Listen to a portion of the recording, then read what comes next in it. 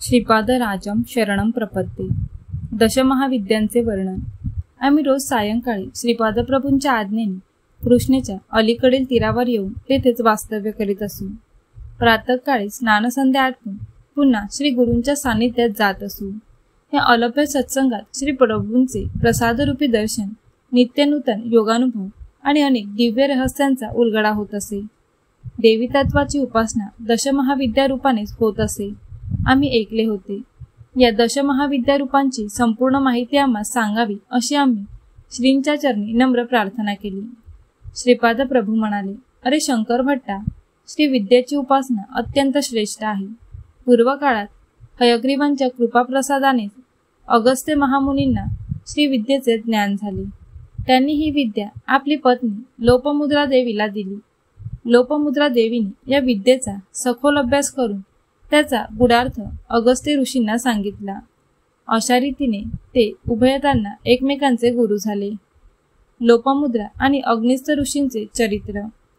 विदर्भ देशाच्या राजास बरीच वर्षेपर्यंत संतान प्राप्ती झाली नव्हती.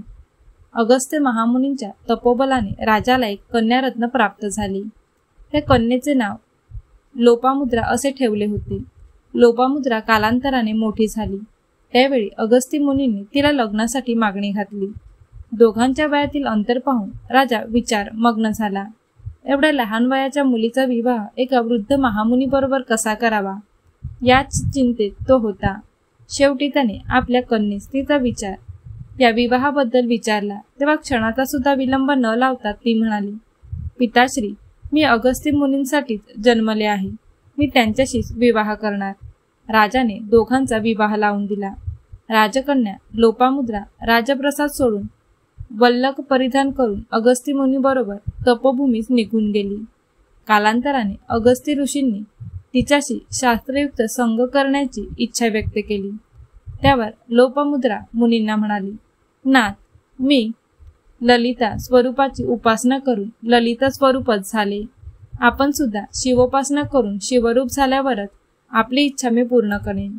अगस्त्य ऋषींनी घोर तपस्या करून शिवरूप प्राप्त करून घेतले.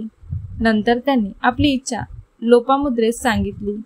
यावेळी ती म्हणाली, नाथ, मी एका राजघराण्यात जन्मले. क्षत्रियांना शोभतील असे धन, आभूषणे, रेशमी वस्त्र, सुगंधी द्रव्ये आणि उपभोग्य वस्तू असल्याशिवाय माझ्याशी संग करणे योग्य नाही. तेव्हा तुम्ही सर्व वस्तूंचा संचय करून तसेच आपणासाठी भरजरी वस्त्रे आणावीत. ही सर्व भोगसामुग्री आणल्यानंतरच आपली इच्छा पूर्ण होईल. धनसंपादन करण्यासाठी अगस्त्य मुनी इल्वप नावाच्या एका राक्षसाकडे गेले. त्याला आपल्या मायेने आपलेसे करून त्याच्याकडून धन, दागिने, वस्त्र, आभूषणे घेऊन लोपामुद्रेकडे आले आणि पत्नीची इच्छा पूर्ण केली. यथाकाली त्यांना उत्तम संतान प्राप्ती झाली. एकदा अगस्त्य ऋषींनी आपल्या तपोबलाने संपूर्ण समुद्रच आपल्या कमंडलूमध्ये भरला आणि तो पिऊन टाकला होता. या अगस्त्य महर्षींनी विंध्याचल पर्वताचा गर्वहरण केला होता. अजून सुद्धा दक्षिण भारतात अगस्त्य मुनींना एक महान सिद्ध पुरुष मानले जाते. त्यांची अनेक ठिकाणी देवालये आहेत.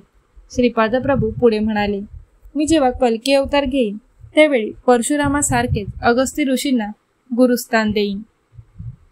देवीची दशमहाविद्या. श्रीपाद प्रभू पुढे म्हणाले, काली हे दशमहाविद्येतील प्रथम रूप आहे. महाकाली ही समस्त विद्यांची आदिदेवता आहे. तिच्या विद्यामय विभूतींनाच महाविद्या असे म्हणतात. एकेकाळी हिमालयातील मातंग ऋषींच्या आश्रमात सर्व देवतांनी महामायेची स्तुती केली. त्यावेळी अंबिकेने मतंग वनिता रूपात दर्शन दिले. ती काजळासारखी काळ्या रंगाची असल्याने तिचे नाव कालिका देवी पडले. तिने शुभ निशुंभ राक्षसांचा वध केला. तिचे रूप काळे निळे असे असल्याने तिला तारा असे नाव सुद्धा आहे.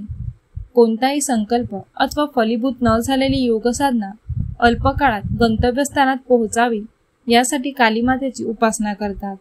या साधन काळात कालीमातेच्या साधकाच्या अंगावर भयंकर दाह होतो. तो सहन करावा लागतो. दशमहाविद्येतील दुसरे रूप तारादेवीचे आहे. ही माता मोक्षदायिनी, सर्व दुःखांपासून तारण करणारी आहे.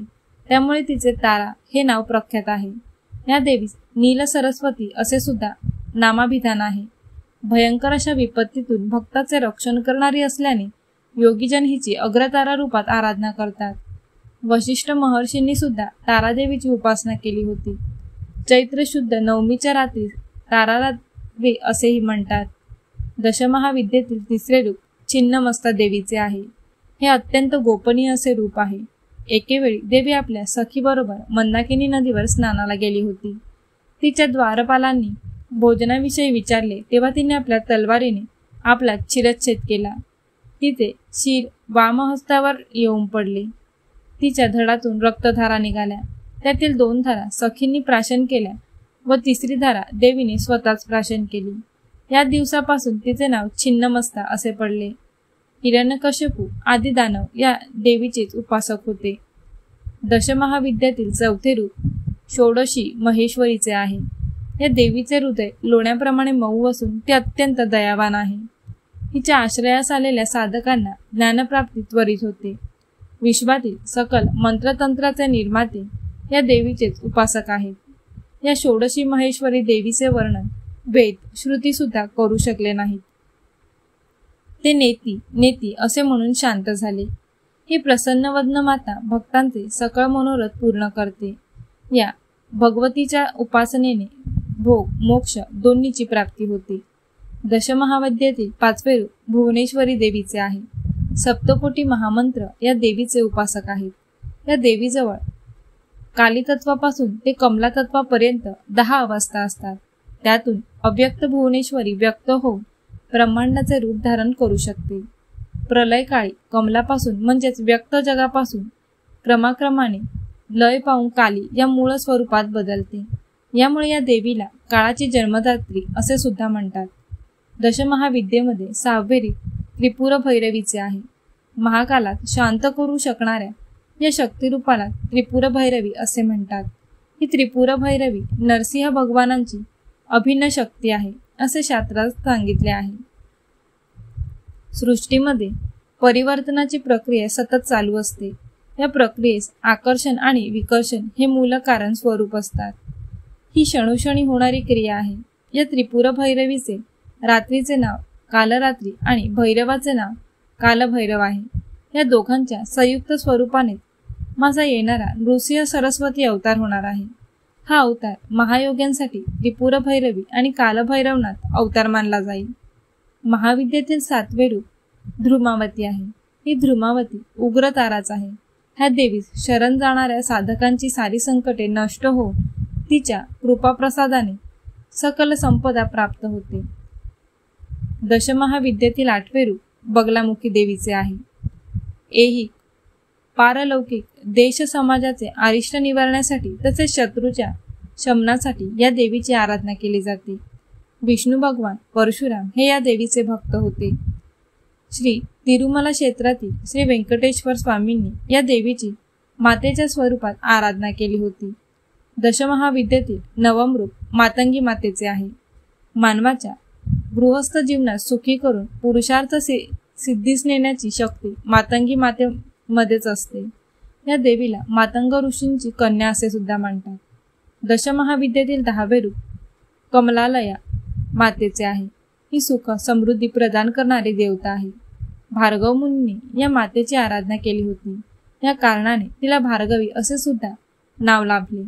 या मातेच्या कृपेने पृथ्वीचे पतित्व तसेच पुरुषोत्तम या दोन्हीचा लाभ होतो. हीच देवी श्री व्यंकटेश्वर स्वामी बरोबर पद्मावती रूपात तिरुमला क्षेत्रात असते. श्रीपाद प्रभू पुढे म्हणाले, दशमहाविद्या स्वरूपिणी अनघादेवी आणि तिचा प्रभू अणक यांची अर्चना केली असता अष्टसिद्धींची प्राप्ती होते. प्रत्येक महिन्यातील कृष्ण अष्टमीस अनघाष्टमी मानून अनघा मातेची पूजा अर्चा करावी. या तुमच्या आराधनेने सर्व मनोकामना पूर्ण होतील. प्रभू पुढे म्हणाले, अरे शंकर भट्टा, तू रचलेल्या श्रीपाद श्रीवल्लभ चरित्रामृताचे पारायण करून येणाऱ्या शुल्क अथवा कृष्णाष्टमीत अनघाष्टमीचे व्रत करून 11 गृहस्थांना जेवण द्यावे अथवा त्यांना पुरेल एवढी शिधासामुग्रीचे दान करावे. अशा पारायणाने व अन्नदानाने इच्छित फलप्राप्ती निश्चित होते. चरित्रामृताचा पारायण महिमा. प्रभू पुढे म्हणाले, श्री चरित्रामृत हा केवळ एक ग्रंथ आहे असे मानू नये. हा एक सजीव अशा महाचैतन्याचा प्रवाह आहे. तुम्ही याचे पारायण करीत असताना यातील प्रत्येक अक्षरातील शक्ती माझ्या चैतन्यात प्रवाहित होते. तुमच्या नकळत माझ्याशी भावसंबंध घडतो. यामुळे तुमच्या धर्मबद्ध अशा सर्व इच्छा माझ्या कृपेने पूर्ण होतात. या ग्रंथराजाला तुमच्या पूजा मंदिरात नुसते ठेवले असता त्यातून शुभप्रद स्पंदने येतात. ही स्पंदने सृष्ट शक्तींना दुर्दैव असणाऱ्या आणणाऱ्या शक्तींना पिळाटून टाकतात. श्रीपाद श्री वल्लभांच्या चरित्रामृताची जाणतेपणे अथवा अजाणतेपणे निंदा केल्यास त्या निंदा करणाऱ्या व्यक्तीचे पूर्वपुण्य फल धर्मदेवता घेते आणि योग्य अशा जीवाला वाटून टाकते. अशा रीतीने श्रद्धावान गरीब भक्त भाग्यवंत होतो आणि अश्रद्धावान व्यक्तीच गरीब होतो. ही अक्षर सत्य ग्रंथ आहे. याचे हा ग्रंथ स्वतः प्रमाण आहे. जिज्ञासू लोक याची परीक्षा घेऊ शकतात. मनात काही इच्छा ठेवून या ग्रंथाचे पारायण केले तरी चालते. आपले स्वतःचे जीवन शुद्ध करण्यासाठी अत्यंत श्रद्धा भक्तिभावाने या ग्रंथाचे पठण करावे. श्रीपाद श्री वल्लभांचा जय जयकार असो.